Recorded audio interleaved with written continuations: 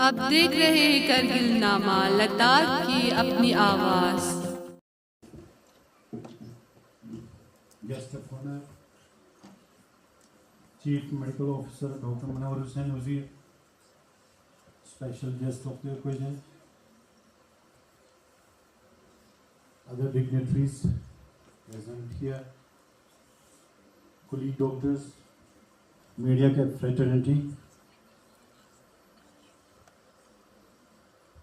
जश्न यौम वलादत मौलूद काबा अमीरुल मोमिनीन अली इब्न अबी तालिब और दह फजर के मौके पर इस नज़्म के साथ मुयस्सर किसी को हुई ना सआदत, मुयस्सर किसी को हुई ना सआदत, काबे हेल्थ डिपार्टमेंट का मैं शुक्रगुजार हूँ आप सबों का कि ये इस साल 2022-23 में हमने इस मिशन को कामयाबी से अपने पाए तकमील तक पहुँचाया है। तो इसका डाटा जो है हम कंपाइल कर रहे हैं, इंशाल्लाह with in short period of time ये हम हायर अथॉरिटीज़ को सबमिट करने जा रहे हैं। Is a part of life. Like the changing color of leaves, a girl child transits through so many roles in her life. है ना ma'am? बिल्कुल आलिया। बिल्कुल आलिया। बदलाव कुदरत का एक उसूल है। जिस तरह मौसम बदलते हैं, उस तरह एक औरत अपनी ज़िंदगी में बहुत सारे किरदार अदा करती हैं। एक बच्ची अपने वजूद के साथ ही खुशियों का सबब बनकर घर में आती है। एक वालिद का गुरूर उसकी शहजादी कहलाती है।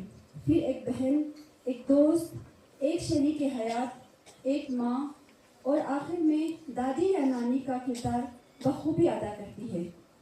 इस खूबसूरत रिश्तों को आप सब के सामने एक वीडियो में पेश किया है। उम्मीद है आप सबको पसंद आएगा।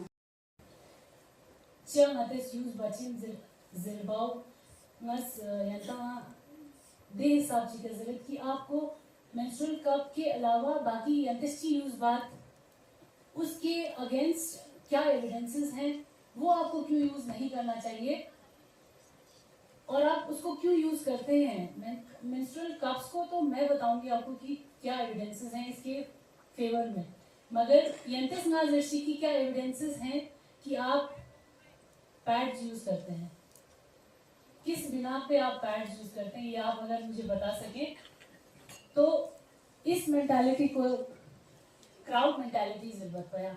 अगर कदुदियाँ मुनस्सब अल्लाह से अगर 3-4 लड़कियाँ चली जाएंगी तो सब भाग जाएंगी, क्योंकि उनको पता है ना कि शायद कुछ हो गया है, वो भागने लग जाते हैं।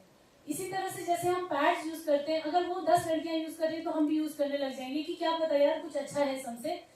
वी वुड सर्च कि क्या है इसमें ज़रे, और सर्च क्या करेंगे भी कैसे, क्योंकि पैड्स में कुछ बाहर लिखा तो होता नहीं है कि उसमें है क्या ज़रे, क्योंकि उसके कंटेंट्स हमें अभी तक एक मेडिकल प्रोडक्ट की तरह वो चलता है और उसके कंटेंट्स को लिखने का बहुत लोगों ने कोशिश की, एनजीओज ने, कि उनसे लिखवाएं कि उसके अंदर क्या है ज़रे।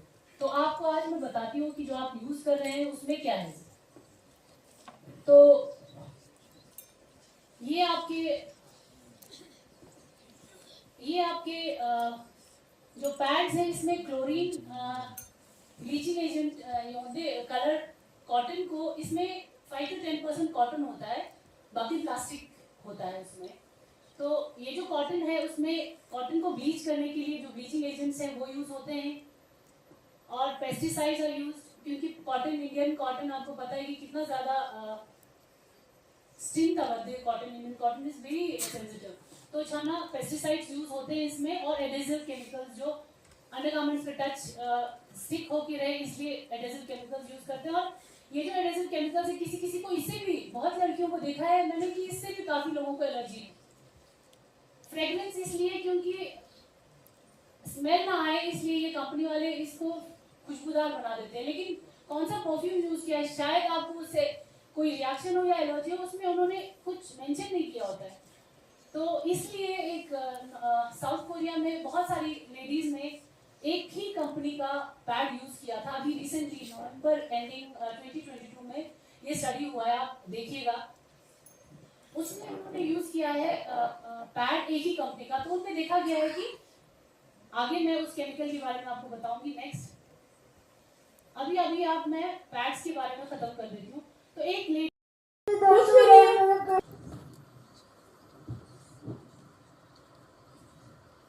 बेटा आपकी पढ़ाई कैसी चल रही है? ठीक चल रही है।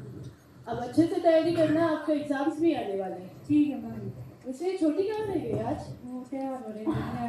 मम्मा मेरे पैर में बहुत दर्द हो रहा है। क्या हुआ इसको फिर से?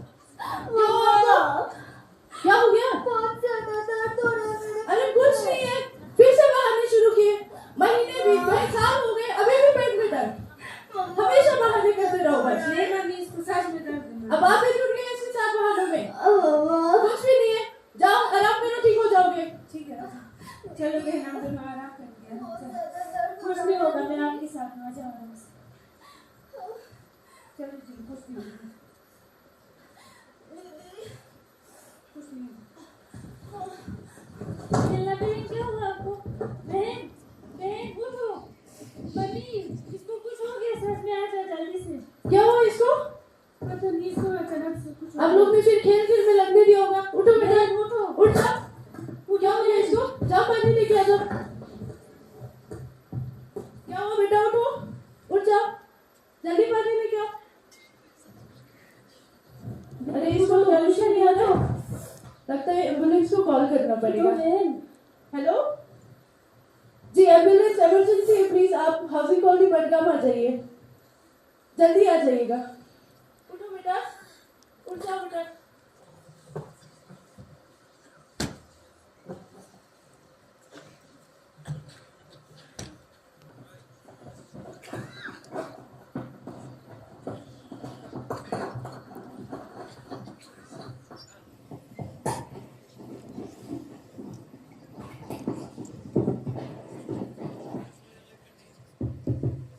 Good morning. ठीक है आपकी बेटी आज? अभी तो ठीक है डॉक्टर साहब। हाँ आपको ठीक लग रही है। मेरी बेटी ठीक तो हो जाएगी ना डॉक्टर साहब? हाँ आप इनकी मम्मी है ना, आप प्लीज मेरे साथ चलिए मैम। चलिए बेटा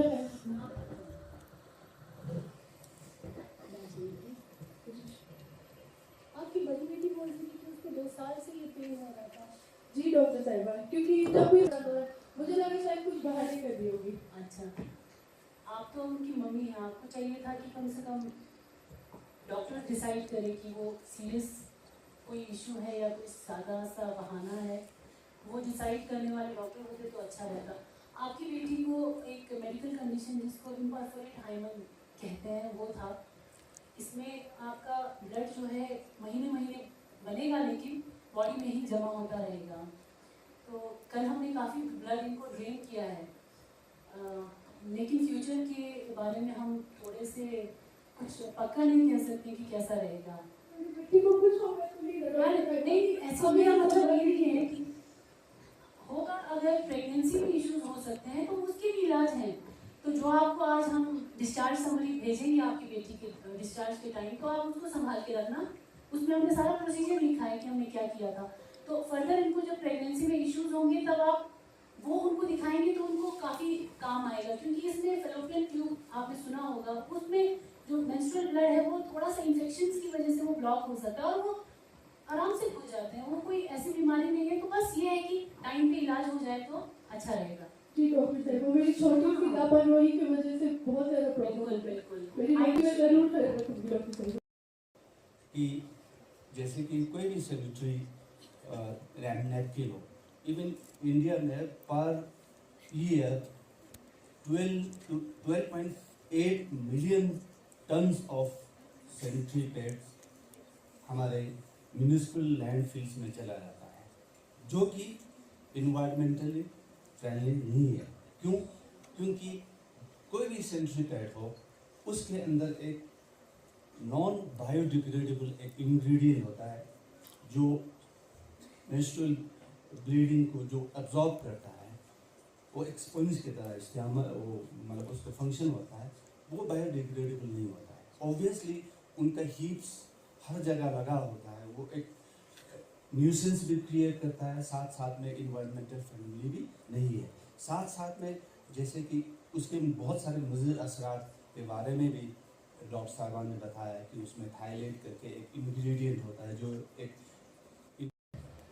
एंड मेरे ख्याल से ये बहुत अच्छी शुरुआत है यहाँ पे ऐसी जगह पे जहाँ पे एक स्टिग्मा है, जहाँ पे मेंस्ट्रुअल कप के बारे में यूज़ करना या पीरियड्स के बारे में बोलने के बाद। सो आई एम वेरी ग्लैड कि यहाँ पे सब इस बारे में बात हो रहा है एंड इसके बारे में आगे लोग समझ रहे हैं। अकॉर्डिंग टू अभी तो इस जनरेशन के हिसाब से there are lot of people are using it in other countries, other states, but it states like this, Kargil and Leh, जहाँ पे थोड़ा सा community का थोड़ा वो है, तो I feel it is very nice कि people are more aware of these things and getting used to these things. Thank you so much for calling me on the stage. Thank you so much. Chief Executive Councillor, LHDC Kargil. Our special guest of the occasion, Chief Medical Officer Dr. Munawar Wazir Sahab. हमारे JKS के special colleagues, Madam Razia Bano, ASC, Madam Arifa Iqbal, Headquarter Assistant to Deputy Commissioner Kargil. मुबारक दिन पे आप सबको अपनी तरफ से ईद मुबारकबाद पेश करना चाहूँगा। यहाँ पे मौजूद हमारे जॉइंट डायरेक्टर इंफॉर्मेशन इम्तियाज़ काफी साहब, हमारे chief medical officer doctor manoeuvre साहब, जितने भी डिग्निटरीज यहाँ पे आज तशरीफ रखे हुए हैं, डॉक्टर हजरात, हमारे बाकरिया के प्रेसिडेंट डॉक्टर अहमद अली और उनकी पूरी टीम, और हमारे मुख्तलिफ डिपार्टमेंट से तशरीफ लाए हुए पार्टिसिपेंट्स। सबसे पहले मैं Bakaria health care and research centres को मुबारकबाद पेश करना चाहूँगा कि आज उन्होंने एक और मैं कहूँगा मेगा प्रोग्राम जिसको इन्होंने सिस्टर्स प्रोग्राम।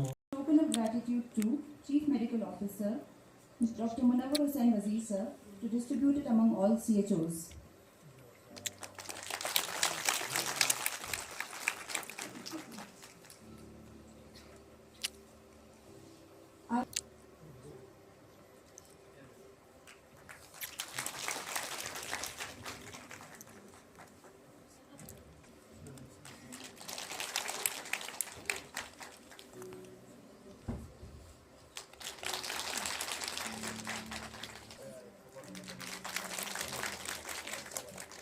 हमने जैसे हमारे प्रेसिडेंट साहब बता रहे थे, जब मैंने तो बहुत लेट ज्वाइन किया बाकरिया, सर तो पहले से ही मेंबर हैं बाकरिया के, तो इन्होंने एक डिस्कशन इनका ऑलरेडी शुरू हो चुका था, लेकिन क्योंकि ये लोग सारे मेल मेंबर्स थे तो इनको थोड़ा ये डर था कि कहीं हम लोग इस मैसेज को करगिल में पहुंचाएं तो कुछ अच्छा नहीं रहेगा। ये एक लड़कियों के लिए मतलब एक एक्सेप्टेबल नहीं होता है कि कोई लड़का आके उनको मेंस्ट्रुअल के हाइजीन के बारे में या किसी चीज़ के बारे में बोले। तो जब से हम इलेक्शंस के बाद हमने वाइस प्रेसिडेंट हम बने तो हमने ये स्टार्ट किया, फुल फ्लेज अभी हुआ है इनॉग्रेशन के बाद। उससे पहले मैं भी डरती थी, मैंने सर को हम बोलते थे, डिस्कस करते थे कि पहले हम देख लें कि पायलट स्टडी करके कि कैसा होगा, तो उसके बाद ही हम लड़कियों का रिस्पांस देखने के बाद जो शादीशुदा नहीं है ख़ासकर वो मेंस्ट्रुअल कप्स को एक्सेप्ट कर रही हैं कि नहीं। जैसे कि आपने बोला कि एक हिस्टोरिक इवेंट हो सकता है, लेकिन तभी जब हर कोई इस्तेमाल करे। अब लड़कियां छोटी इस्तेमाल करने से हिचकिचाती थी, तो इसलिए हमने जब पायलट स्टडी में देखा कि बहुत अच्छा रिस्पांस आया, तब फिर हमने सोचा कि हम इसको फुल फ्लेज इनॉग्रेशन करवाएंगे। इससे हमारे माहौल का थोड़ा वो डाटा दीजिए जो आपने बताया था, जो माहौल में जो नुकसान हो रहा है। माहौल में ये है कि एक लड़की अपने पूरे महीने पीरियड्स के दौरान, उसको पहले साल कितने होते हैं उसको पीरियड्स के, उसको पीरियड स्टार्ट होता है ख़त्म होने तक 40 से 45 साल वो पीरियड्स उसकी ज़िंदगी में होते हैं। मेनार्की टू मेनोपॉज बोलते हैं हम जिसको। अगर इसको इतने सालों में देखा जाए तो एक हफ्ते में वो 12 से 15 पैड यूज़ करती है। अगर देखा जाए तो सालाना 150 और 40 से 45 साल में लगभग 6000 मान लीजिए वो इस्तेमाल कर लेती है। इस 6000 के आप एक गार्बेज को सोचिए कि वो कितने टन का हो जाएगा अगर एक लड़की 6000 पैड इस्तेमाल करके फेंकती है अपने ज़िंदगानी में।